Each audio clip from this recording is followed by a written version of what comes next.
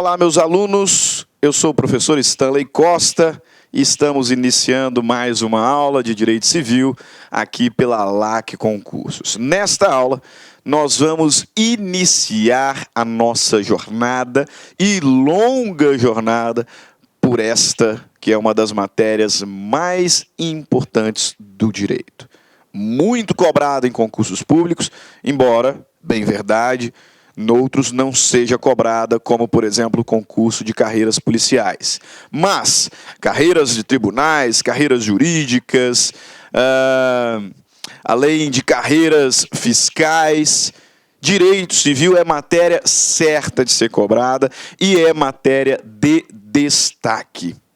Geralmente, uma das matérias com maior número de questões. E, portanto, matéria que costuma derrubar muita gente, porque é extremamente ampla.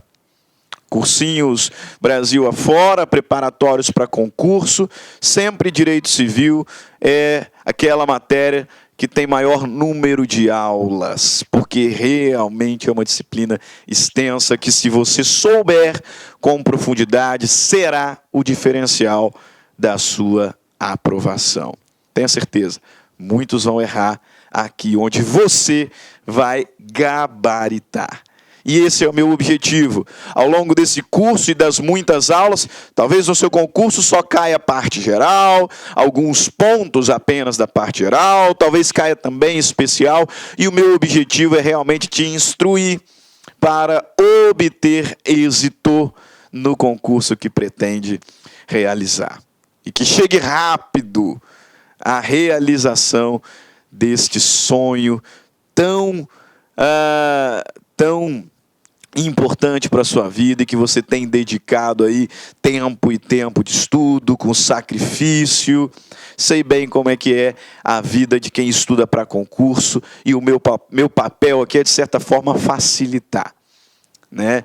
Fazer render o seu tempo, destacando aquilo que é mais importante e que a nossa experiência tem nos revelado ser mais cobrado, provas Brasil afora. A nossa jornada começa aqui.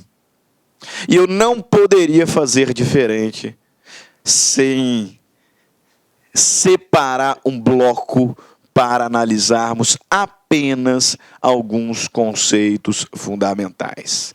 Eu sei que você deve estar pensando, poxa, o professor acabou de falar que vai colaborar, que quer contribuir para a minha aprovação, e agora ele me diz que vai separar um bloco só para conceitos fundamentais.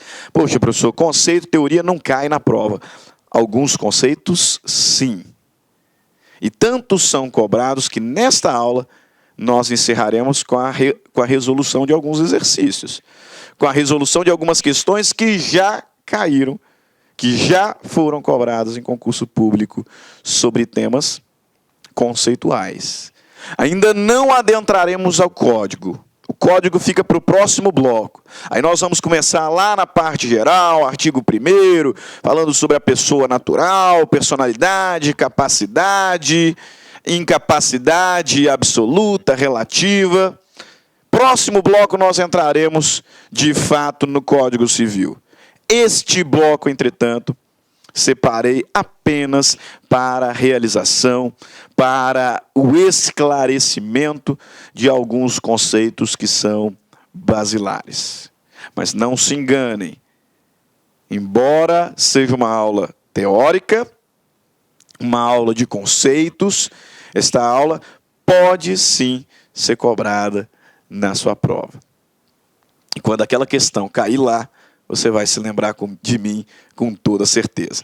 Tá? É uma aula um pouquinho mais maçante, mas não perca o foco, não perca a atenção, porque nós começamos o nosso trabalho exatamente agora. Notas introdutórias ao direito. Meu objetivo aqui é realizar uma reflexão introdutória ao próprio direito para encontrar o direito civil. Então, começarmos a trabalhar só o direito civil. Por isso eu te pergunto, você sabe o que é direito? Você sabe o que é direito? E qual que é a diferença de direito e moral? Moral me leva para um contexto mais individualizado, um contexto mais particularizado. Porque quando penso em moral, necessariamente estou falando sobre um conjunto de valores. Valores estes que são determinados a partir das minhas convicções teológicas, das minhas convicções filosóficas, sociológicas. Valores esses que são influenciados pelo meu contexto familiar, pelo meu contexto social, pelo meu contexto de amizades. E por isso é que eu digo que a moral não pode ser um parâmetro de justiça, meus caros. Não pode, porque o que é moral para mim não é necessariamente moral para você. E talvez não seja moral para o outro. E assim sucessivamente. Há quem entenda que o aborto até o 3º mês é moral. Outros não.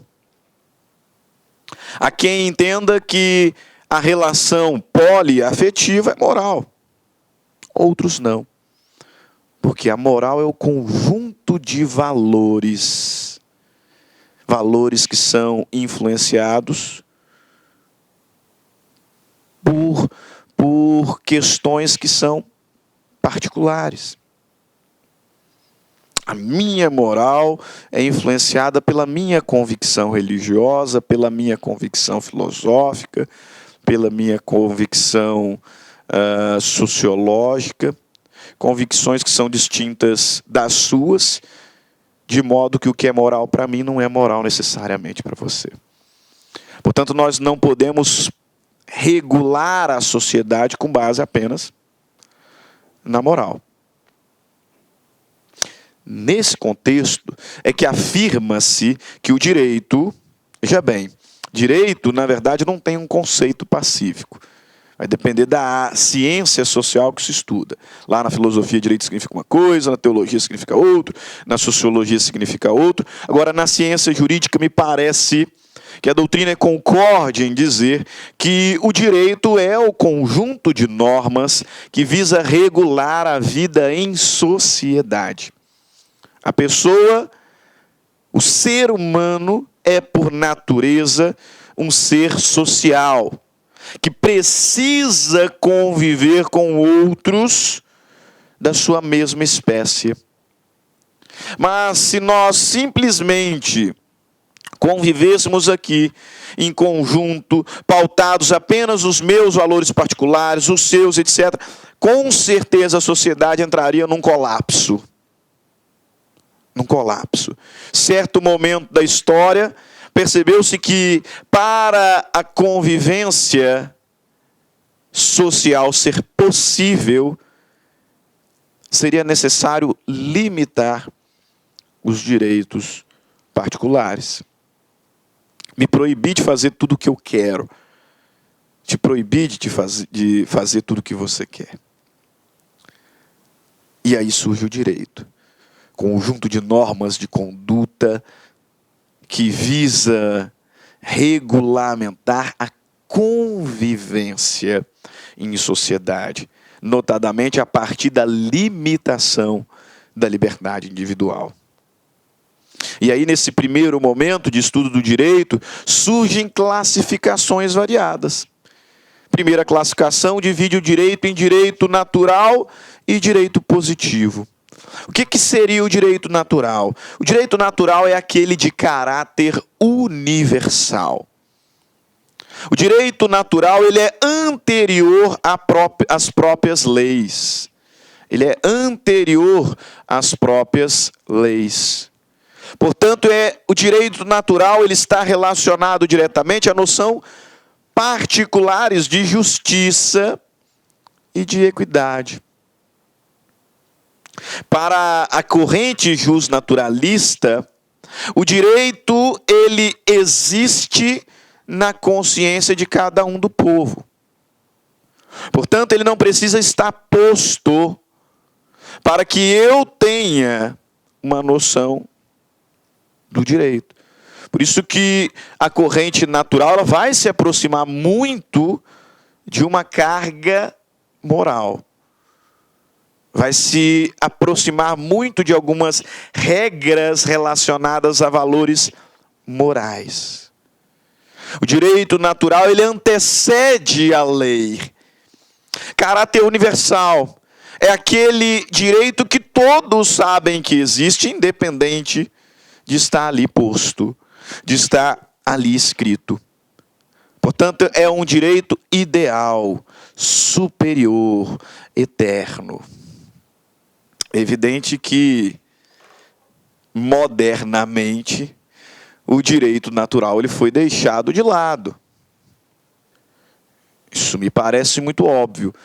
E ele deu espaço ao que nós chamamos de direito positivo.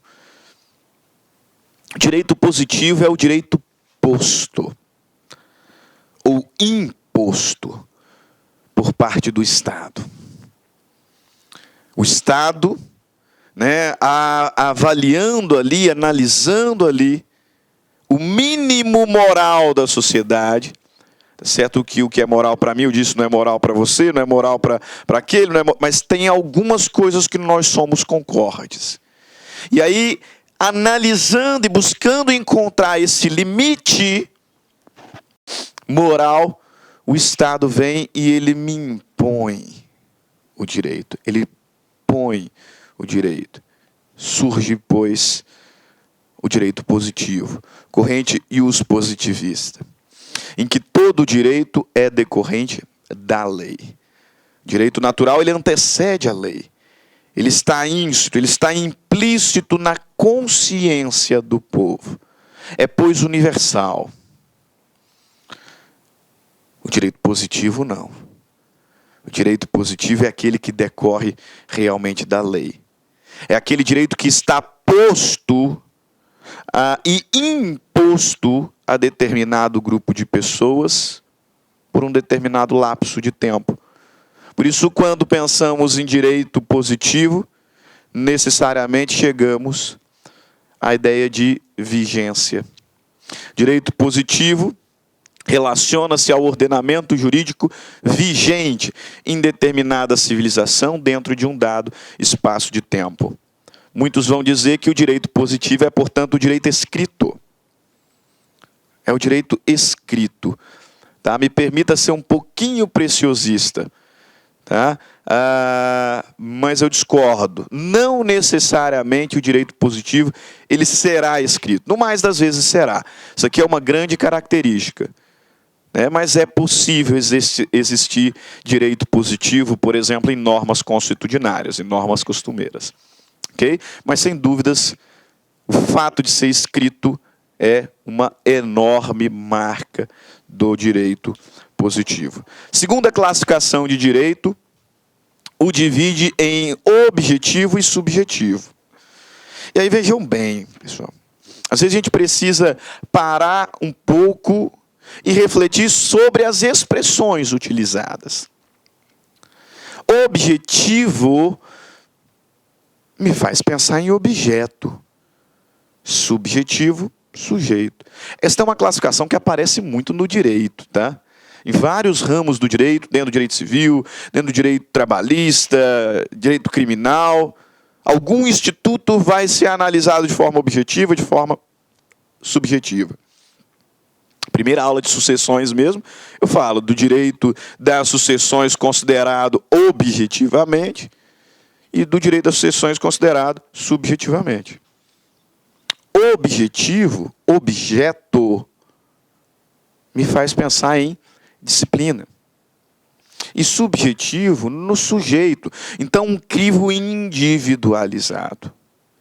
Por isso eu digo aqui que o direito objetivo é efetivamente a lei.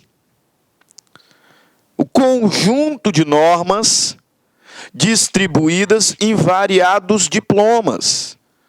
Então, direito objetivo Código Civil, o Código de Processo Civil, é o Código Penal, Processo Penal, é a Constituição Federal, é a CLT. Ou seja, o direito como objeto, como conjunto de normas distribuídas ali em variados diplomas, e normas estas que todos nós do povo temos que observar. Você se lembra da aula de Lindbe? Princípio da obrigatoriedade, ninguém é permitido deixar de cumprir a lei alegando que não a conhece. Direito objetivo. Direito considerado de uma forma ampla. Ampla. Agora, quando eu penso em direito subjetivo, aí eu mudo meu crivo para pessoa. Subjetivo, sujeito. O direito subjetivo, é óbvio que ele está relacionado ao objetivo. O direito subjetivo, ele decorre, poderíamos dizer, do objetivo. Sai do objetivo, sai daquele conjunto de normas e dos variados diplomas e vincula-se a um sujeito, a um indivíduo. Ou seja, eu paro de pensar no gênero, eu paro de pensar no conjunto e passo a me preocupar nos direitos que são titularizados por aquela pessoa determinada. Observe, subjetivo, sujeito, individualização. Direito subjetivo é o direito que eu tenho a receber a herança em razão do falecimento do meu pai. É o direito que eu tenho a receber uma justa indenização por danos materiais que foram causados em razão de um determinado acidente de trânsito. É o direito que eu tenho de ser indenizado por danos morais em razão de uma falsa publicação acerca da minha pessoa na mídia. Sujeito, indivíduo, indivíduo. No contexto do direito subjetivo, aparece podemos dizer, uma subespécie, e essa aqui é recorrentemente cobrada em prova. Direito potestativo. O que seria o direito potestativo? Porque, veja bem, direito natural, direito positivo, direito objetivo, subjetivo, dá para ir um pouco por rumo, né? Então, vou ser bem sincero, até acredito que esses 4 primeiros não sejam cobrados na sua prova. Podem ser, podem ser. Mas eu acredito que será mais difícil de ser cobrado na sua prova. Porque dá para ir por rumo, né? Mesmo quem não estudou. Agora, e se eu pergunto o que é direito potestativo? E se eu perguntar se o direito potestativo se submete a prazo prescricional? Se o direito potestativo ele surge da violação de um direito? E aí? Aí fica um pouco mais difícil, né? Porque não é todo mundo que vai saber o que é direito potestativo. Vamos destrinchar a expressão. Direito potestativo. Potesta. Potesta significa poder. Desse modo, consideramos o direito potestativo como o poder que uma pessoa tem. O poder que uma pessoa tem de ingressar na esfera jurídica de outrem, e sujeitar esse outro ao exercício de uma determinada conduta. Direito potestativo, potesta, poder. É o poder que um indivíduo tem de ingressar, de adentrar a esfera jurídica de uma outra pessoa e subordiná-la. E sujeitá-la a determinada conduta. Beleza, professor. Eu não tenho como decorar, tá? Não tenho como decorar, professor, é muita coisa. Tudo bem, dá para gravar que potestativo é poder. Mas aí quando o senhor começa a falar que é o direito, né, é o poder que uma pessoa tem de ingressar na esfera jurídica de outra e sujeitá-la, aí eu começaria a ter que decorar e sinceramente, eu não consigo chegar a nenhum exemplo prático. Lógico que consegue. Lógico que consegue. O empregador pode demitir um empregado? Ah, ele pode? Isso ele pode porque ele tem um direito potestativo. O direito que o empregador tem de demitir o empregado, é óbvio que ele vai ter que arcar, né, com as verbas rescisórias, etc. Mas o direito que o empregador tem de demitir o empregado é um claro direito potestativo. É o poder que ele tem de adentrar a esfera jurídica daquele empregado e impor uma conduta.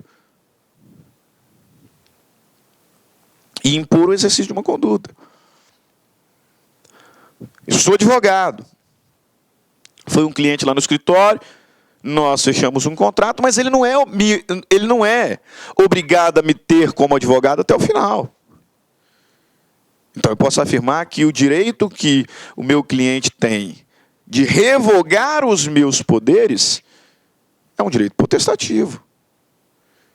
O poder que ele tem de adentrar a minha esfera jurídica e me impor determinada conduta. E da mesma forma, do meu lado da história, de renunciar aos meus poderes, eu não sou obrigado a ser advogado, aquele cara chato, pro resto da vida.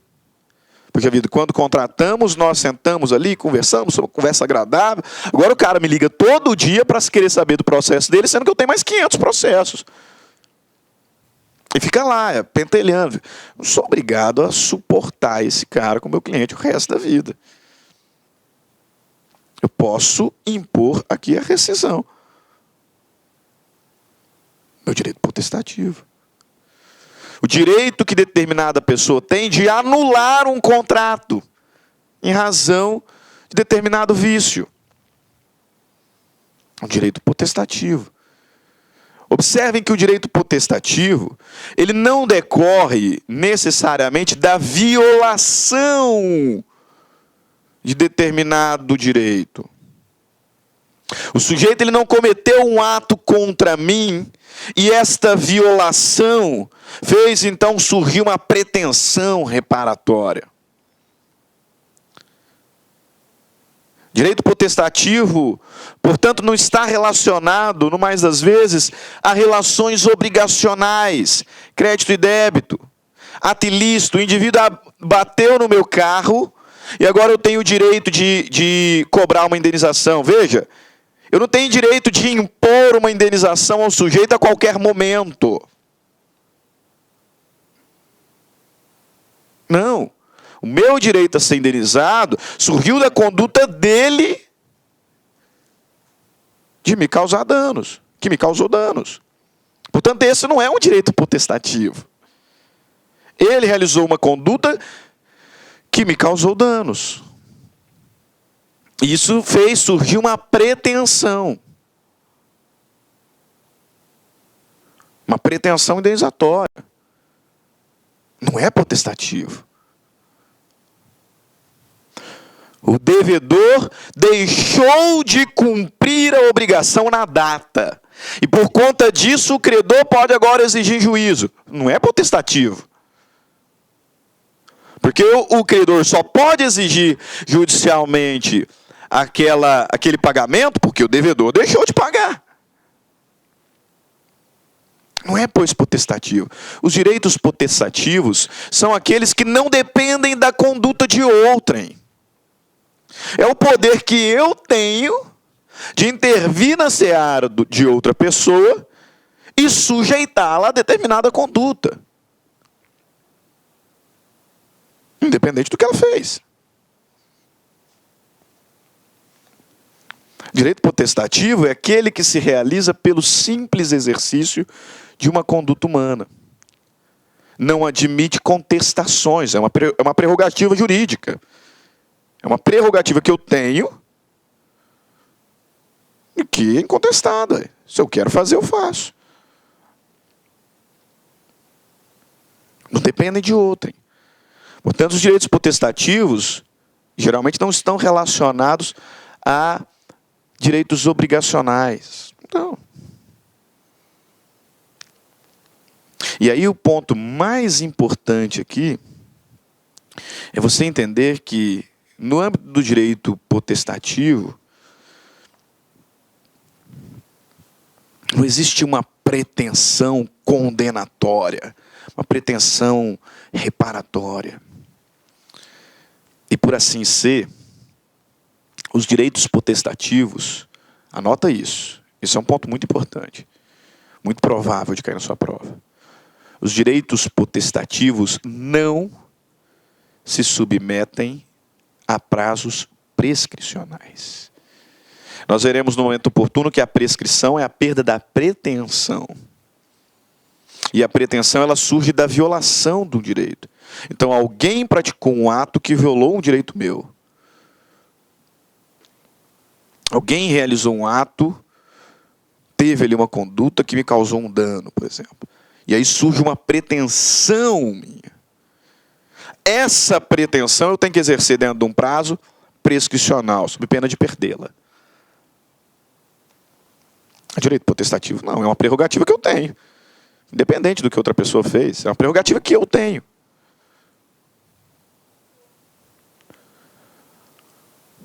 Por isso que eu falei, pensa lá no empregador. Ele pode demitir por justa causa, sim, mas pode demitir sem justa causa também. O que vai mudar ali são as verbas, as verbas rescisórias que vai ter que pagar, mas ele pode. O Luiz tem o direito de qualquer momento falar, olha, Stanley, muito obrigado, não quero mais os seus serviços. É direito potestativo. De intervir na minha seara jurídica e impor uma conduta.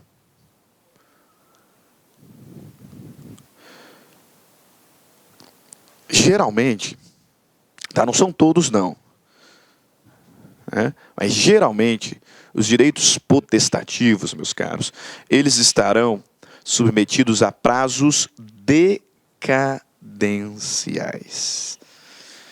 Decadenciais. Porque relacionados à constituição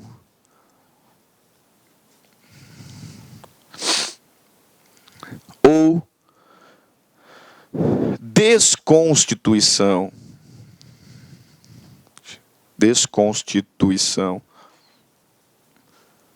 de determinada relação jurídica. Prazos decadenciais.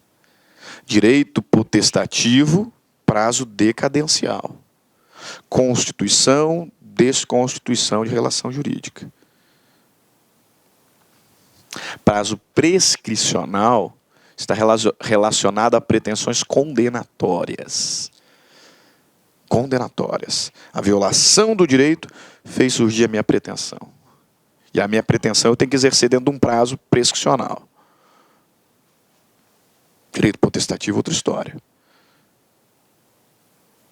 É o direito ali que o indivíduo tem, é o poder que o indivíduo tem de adentrar a esfera de outro e impor uma conduta jurídica, e alguns direitos potestativos se submeterão a prazos decadenciais. Eu tenho um prazo para constituir ou desconstituir determinada relação.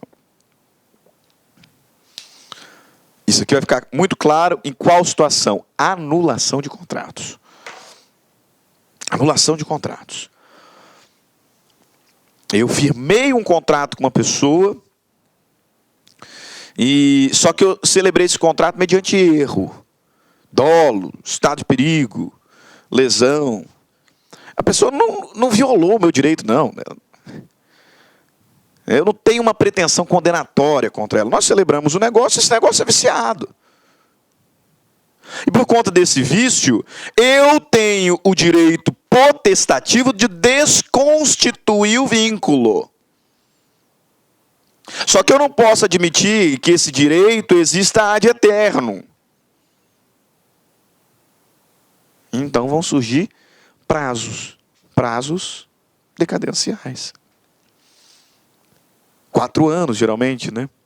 Prazo que eu tenho para desconstituir, para anular um contrato por erro, por dolo, por coação, por estado de perigo, por lesão, por fraude contra credores.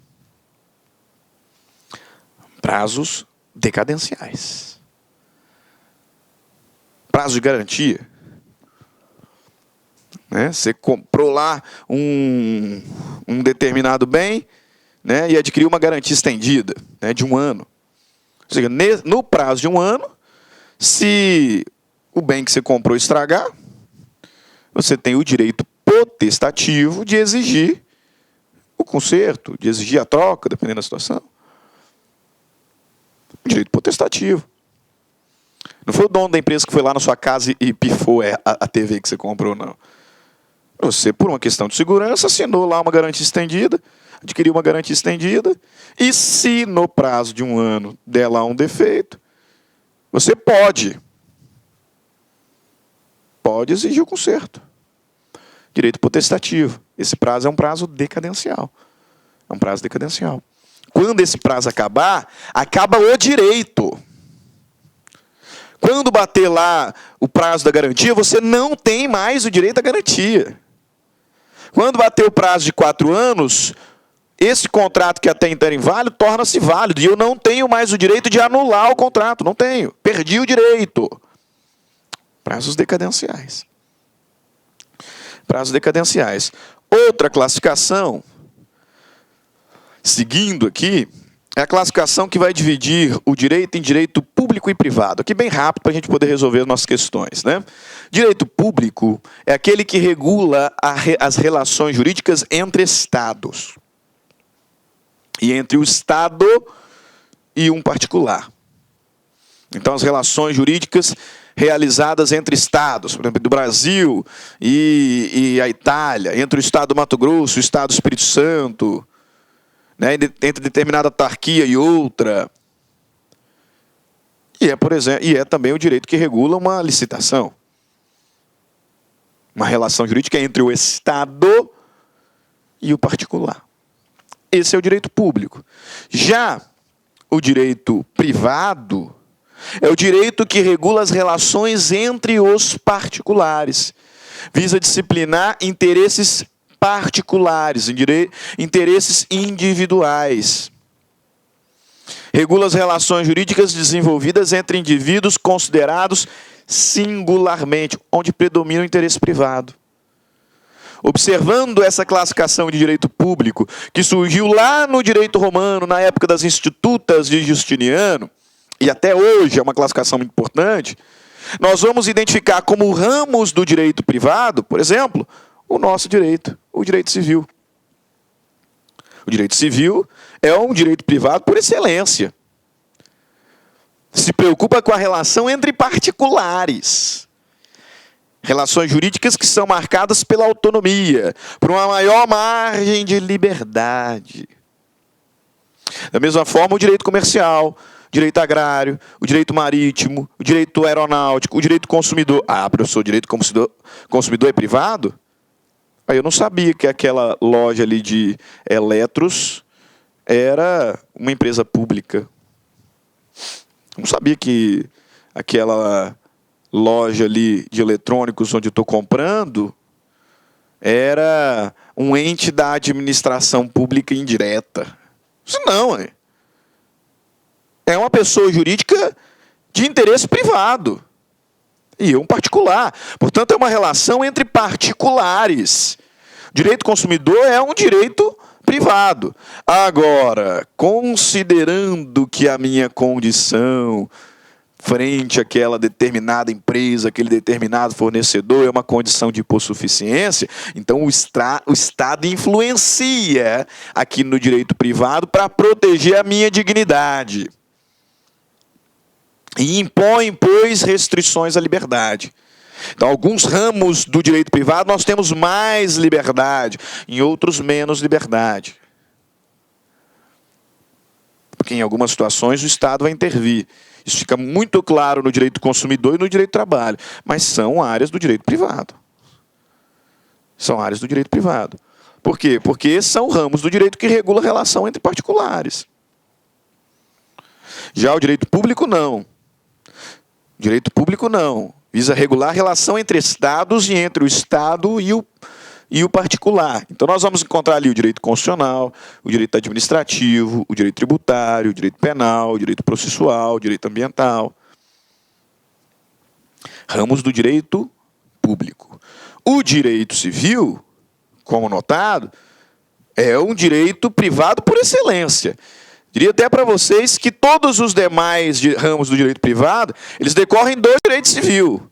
Na origem existia o direito civil. E aí, percebendo que havia algumas relações especificadas, foi surgindo o direito comercial, direito consumidor, direito trabalhista. Mas o direito civil é o ramo do direito privado por excelência. No direito civil que eu vou encontrar as regras gerais das relações entre particulares. Relações de cunho patrimonial, contrato, um ato unilateral de vontade, um ato ilícito, direito das coisas, propriedade, patrimonial e relação também entre particulares de cunho ético-social, por assim dizer. Casamento, união estável, filiação, entre pessoas naturais, ou entre pessoas naturais e pessoas jurídicas de direito privado. De direito privado. No direito civil, o principal diploma, a principal legislação é o Código Civil, que é o que nós vamos começar a analisar capítulo por capítulo daqui para diante. O Código Civil. E aí você precisa saber, em razão do que nós vamos estudar, que o Código Civil ele se divide em dois grandes blocos. Parte geral e a parte especial. Na parte geral nós vamos encontrar os fundamentos básicos. Os fundamentos básicos, as estruturas elementares para as relações especiais. Então, aqui na parte geral do Código Civil, vamos encontrar 3 livros. O primeiro livro, que cuida das pessoas naturais, jurídicas e do domicílio. Então, o que é uma pessoa natural, o que é personalidade, o que é capacidade, quais são as pessoas jurídicas de direito privado, como que surge uma pessoa jurídica, o que é domicílio, regras fundamentais. Vamos encontrar aqui no primeiro livro, da parte geral. No segundo livro, dos bens, das coisas. Se não é pessoa, é coisa. E aí, bem móvel, imóvel, fungível, infungível, divisível, coletivo, público, privado. Nós vamos encontrar no livro dos bens. E, por fim, o livro dos fatos jurídicos. O que é um fato jurídico? O que é um ato jurídico em sentido estrito? O que é um negócio jurídico? O que é um ato ilícito? O que é um fato jurídico em sentido estrito? Qual que é a diferença de prescrição e decadência? Vamos encontrar aqui no livro 3 da parte geral. Na parte especial, aí começam a surgir os direitos civis especificados. Livro das obrigações, onde vamos encontrar contratos, direito de empresa, direito das coisas, direito de família, direito das sucessões. Claramente o direito civil ele é dividido em 2 ramos, por assim dizer. Direito civil patrimonial, onde temos ali o direito das obrigações, o direito das coisas. Direito civil não patrimonial, onde vamos encontrar o direito de família, direito das personalidades. E o direito misto, que é o direito da sucessão. Por que o direito da sucessão é um direito misto? Porque, em razão da morte, transmitem-se relações patrimoniais. Mas essa transmissão patrimonial será feita com base em relação de parentesco, que é direito não patrimonial. Por isso que ele tem influência mista. Ok? Fizemos aí uma reflexão sobre o direito, uma introdução ao direito. Identificamos um tema importantíssimo sobre o direito potestativo e, enfim, chegamos ao direito civil. Vamos concluir nossa aula. Eu falei para você que essa aula cai em concurso também. Por isso eu separei aqui algumas questões. Veja lá. Primeira questão. Prescrição e decadência. Extinguem o direito de ação. Errado. Nenhuma e nem outra tem relação com direito de ação. Prescrição e decadência extinguem, respectivamente, o direito potestativo e a pretensão. Respectivamente. Prescrição primeiro, decadência segundo. Direito potestativo, pretensão. Prescrição extingue direito potestativo? Prescrição extingue pretensão. Pretensão como resultado da violação de um direito. O direito potestativo, ele é extinto por prazo decadencial. Então está invertido. Né? Está invertida a ordem aqui. C. Prescrição e decadência extinguem, respectivamente, pretensão e direito potestativo. Agora sim, ó. Prescrição vem primeiro, extingue, pretensão. Decadência vem segundo aqui, né? Extingue, direito potestativo. Então tá certo. Prescrição extingue pretensão, decadência extingue direito potestativo. Letra C, letra correta. Prescrição e decadência extinguem pretensão. Não. Decadência extingue direito potestativo. Prova de promotor de justiça. Veja lá, ó. Quanto à prescrição e decadência, assinale a alternativa correta. A decadência não guarda relação com os chamados direitos potestativos. Só guarda, né, meus caros? A decadência não guarda relação com os chamados direitos potestativos? É óbvio que guarda. Boa parte dos direitos potestativos são extintos em razão de prazos decadenciais. É decadencial o prazo para ação reparatória e indenizatória de dano ambiental. Ação reparatória, indenizatória. Pois isso aqui é uma ação decorrente do cometimento de um ato ilícito.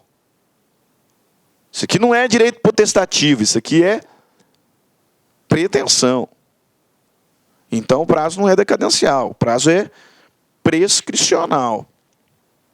É prescricional o prazo para ação de anulação de casamento. Não, é decadencial. É decadencial. A anulação do casamento é um direito potestativo.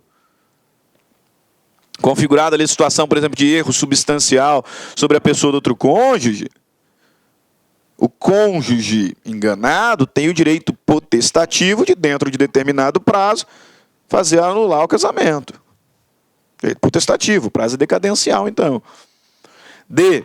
A prescrição atinge a pretensão, que tem por objeto uma prestação, e a decadência, o direito dirigido a uma sujeição. Né? Você vai lembrar. Direito potestativo é o poder de intervir na seara jurídica de outrem e sujeitá-lo a uma conduta. Então, decadência, sujeição. Decadência, direito potestativo. Alternativa correta.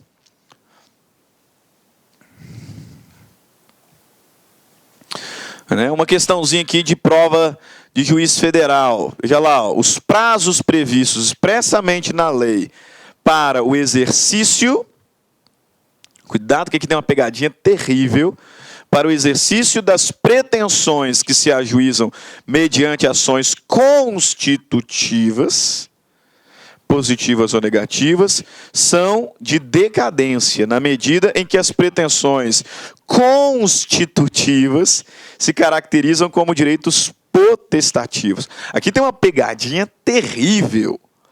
Não à toa é uma prova de juiz federal. Aqui o elaborador usou, de forma atécnica, a expressão pretensão para enganar, o indivíduo que estava realizando a prova. Aqui ele tirou pretensão do seu conceito estrito, que está envolvido ali com o objetivo de uma condenação, de uma reparação, de uma cobrança, e falou de uma pretensão, ou seja, de uma intenção constitutiva ou desconstitutiva. E é por isso que a despeito da expressão, está correta. Tá? Por conta disso aqui, ó, constitutivo. Tá? Interesse constitutivo está diretamente relacionado a direito potestativo. Tá? Então, a despeito da utilização da expressão aqui, ó, tá? Pretensão, nesse caso, não foi usada no seu sentido técnico, como resultado da violação de um direito.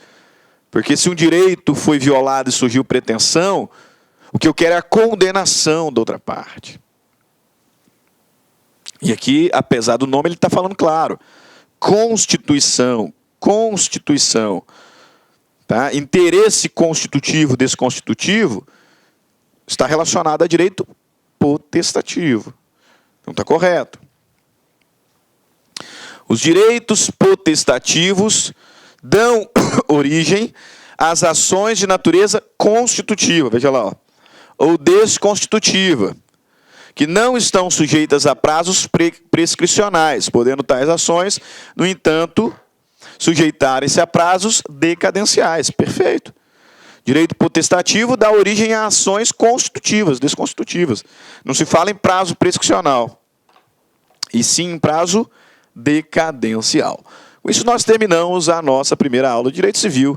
Uma aula introdutória, uma aula conceitual, uma aula um pouquinho mais maçante. Na próxima aula, aí a gente começa a trabalhar o Código Civil.